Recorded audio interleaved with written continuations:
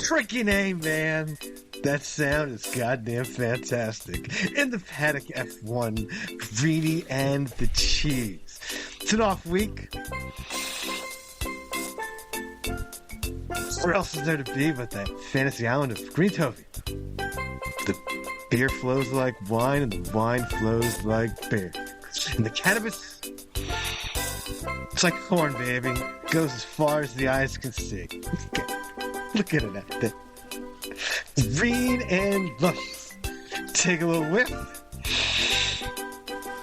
Goddamn. That air smells fantastic.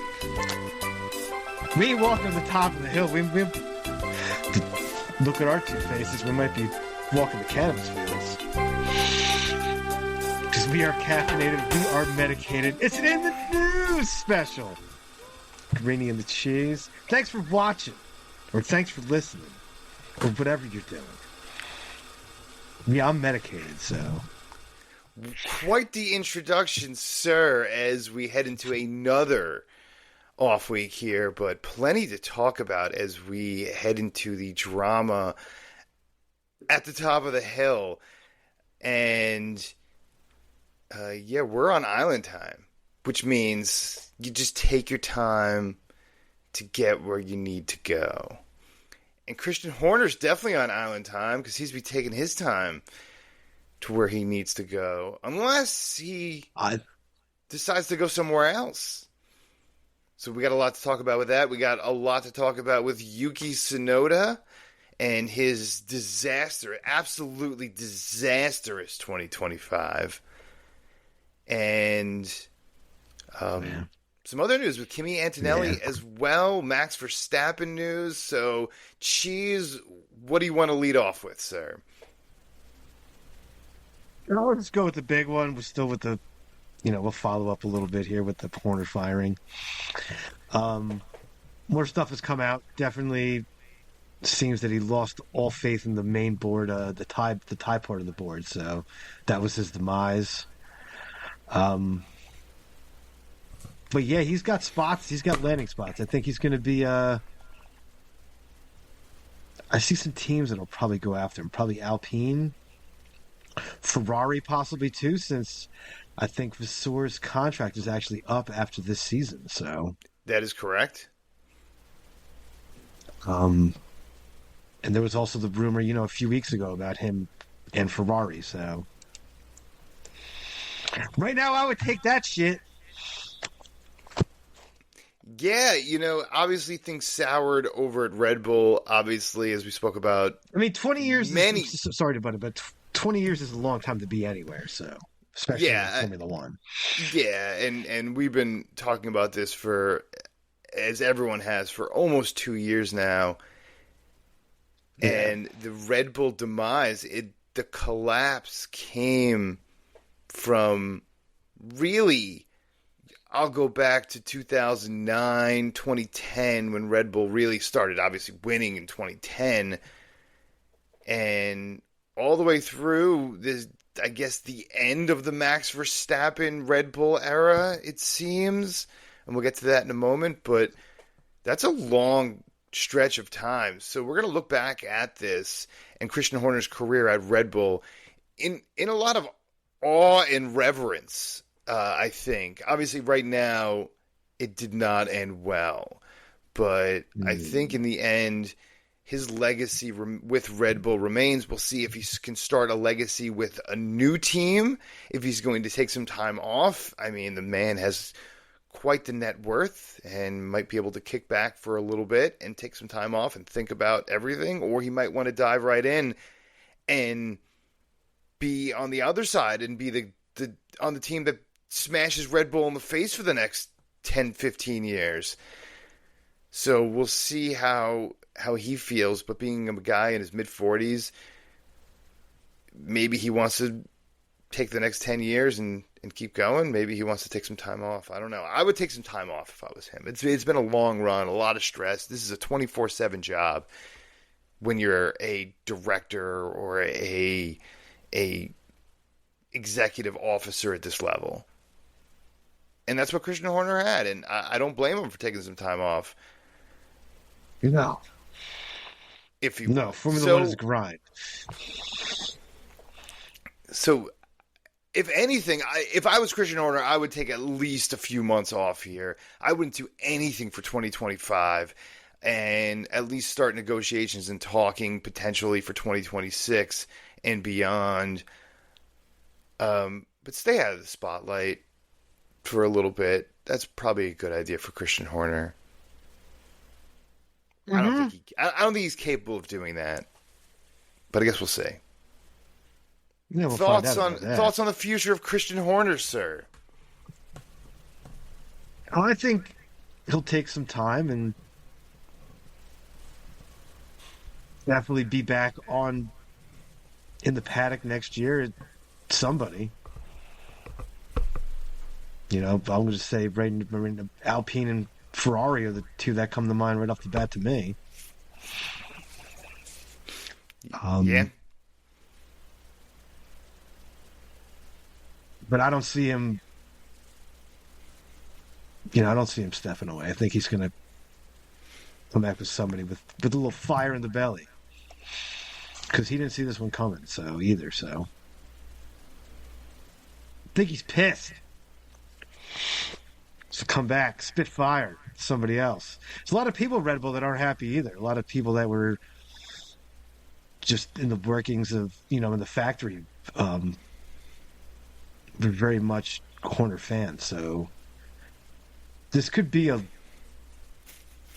some damning crap to Red Bull, to be honest. Like, they could have a lot more people leave. It came out, Wheatley talked about his decision on why he left Red Bull to go to Sauber just, the other day. So, and they seem to be turning really quite the corner over there as we speak. So this could be actually come back and blow up in their face. But we'll see. Yeah, and again, speaking of Sauber and Wheatley and the exit and spreading the wealth of talent around Formula One from this Red Bull domination is probably good for F1 and definitely not great for Red Bull. Isn't Red Bull's what's his name? I can't think of his name, but he's the head of the head of strategy. Isn't he leaving after the season? They go to McLaren to be McLaren's sporting director too. Correct. That is correct. And so it seems that Red Bull is going to have to do a hard reset. It happens in sport. It happens with different teams, and whether motorsport, whether it's you have your good days and your bad days. You have your good seasons and your bad seasons. And Red Bull's going to have to do some work. And with a team that has 4 cars on track, representing 25% of the field, or 20% of the field. I apologize with my poor math, but that's a lot. Close enough. Close enough. It's definitely 20%. 2 out of 10 is absolutely 20%. I don't need a calculator to calculate that. All right, what else do you have, sir? Christian Horner's firing was not good for another person either, and that's Yuki Tsunoda, who apparently Red Bull is not offering a contract for any future with Red Bull at all. But he will be allowed to finish out the season, apparently, since it's been an absolute disaster since he's been called up to the big boy team, since he's only had a 10th and a 9th place finish. And the last 5 races, he has not been in the points. Disastrous.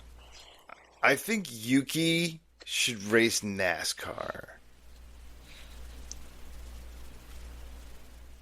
I could see him go IndyCar, to be honest.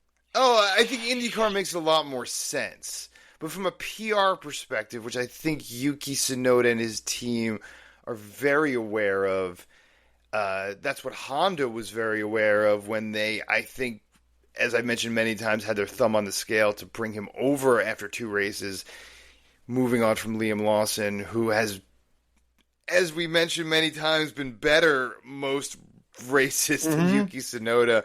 Mm-hmm. Maybe not overall on the weekends, but Liam Lawson has definitely taken strides in the right direction. And it's kind of embarrassing Mm-hmm. in the end for Red Mm-hmm. Bull. Max Verstappen's definitely struggling this year. And yeah, the wheels are proverbially coming off for Yuki Tsunoda's career in Formula One, especially with all of Well, these he's also young rumored. teenagers coming up. He's not a young guy anymore. No. With 5, 6 guys under 22, Yuki Tsunoda Mm-hmm. is young pup. So his time in F1 might be over after 2025.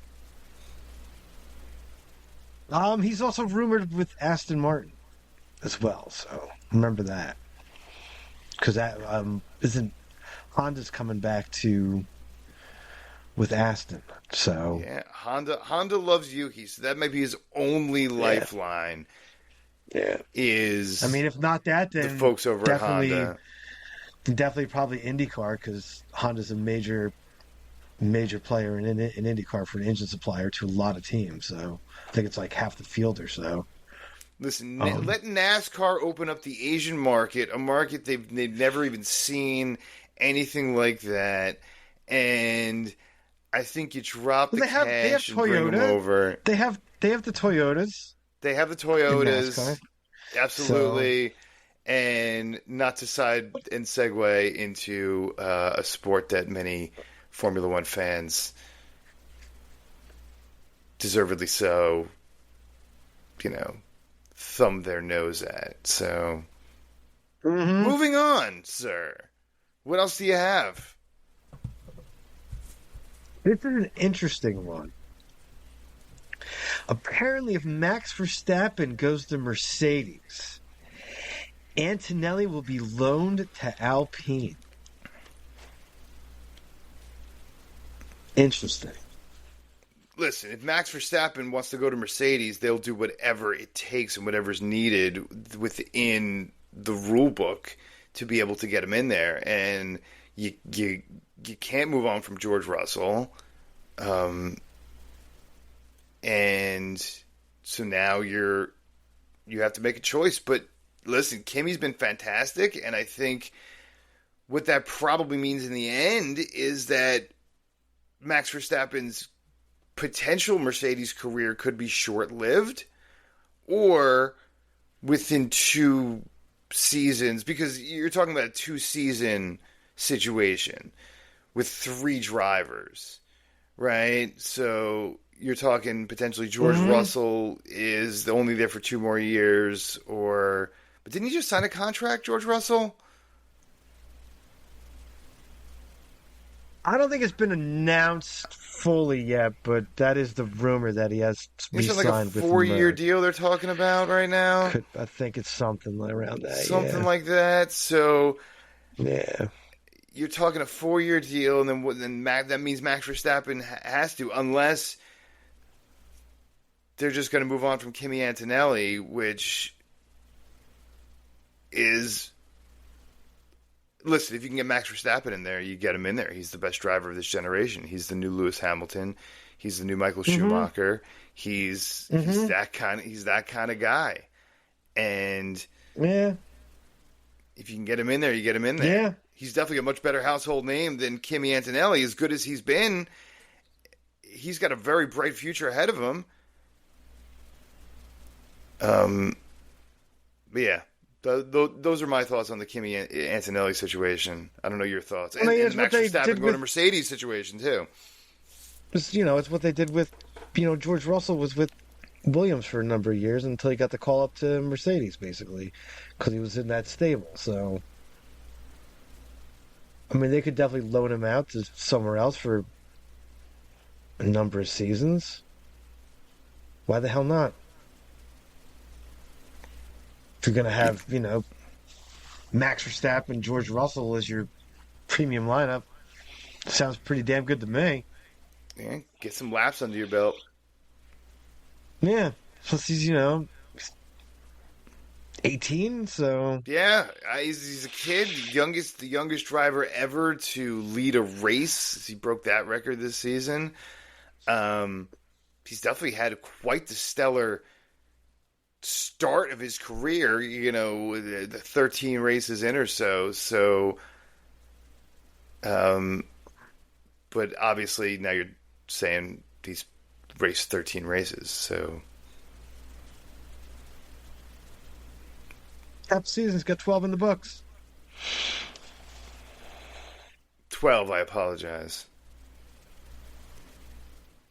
Anyway, what else you got, sir? That's all I got. Yeah, on another note to add, I know it's not Formula One related, but Felix Baumgartner died yesterday in a crazy tragic accident, part of the Red Bull Extreme Sports. You might remember Felix Baumgartner by the guy who jumped from outer space, the first human being to break the sound barrier on his own without any machines. Quite the absolute just legend. 56 years old, jumped out of a plane, apparently passed out on the plane ride up, and he still jumped after waking up, and then passed out again after the jump and passed away, and landed next to a hotel pool with kids on vacation. I mean, that's some crazy shit. And that's the way I think if you're an extreme stunt person, I know it's been less than 24 hours, but if you're an extreme stunt person and you're going to go out dying, jumping out of a plane and landing next to a hotel resort with a whole bunch of kids hanging out at the pool, that's crazy shit, but sounds about that's, right. I guess, within the lexicon of the business.